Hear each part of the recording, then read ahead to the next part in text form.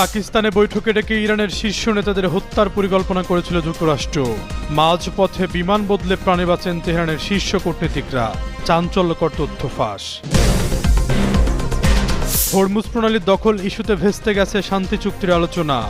মধ্যপ্রাচ্যে নতুন করে যুদ্ধ শুরুর শঙ্কা। আবারও বৈঠক আয়োজনে মরিয়া শেহবাজ শরীফ। দুই শর্তে আবারও হতে পারে শান্তি চুক্তি আলোচনা। যুক্তরাষ্ট্রকে নতুন প্রস্তাব দিল তেহরান। কূটনৈতিক তৎপরতায় পাকিস্তানের সাথে যোগ দিল সৌদি তুরস্ক। মার্কিন ঘাঁটিতে আইআরজিসির নিখুঁত হামলা ঘিরে রহস্য। চীনের গুপ্ত স্যাটেলাইট ব্যবহার করে হামলা চালায় ইরান, দাবি ফিনান্সিয়াল টাইমসের।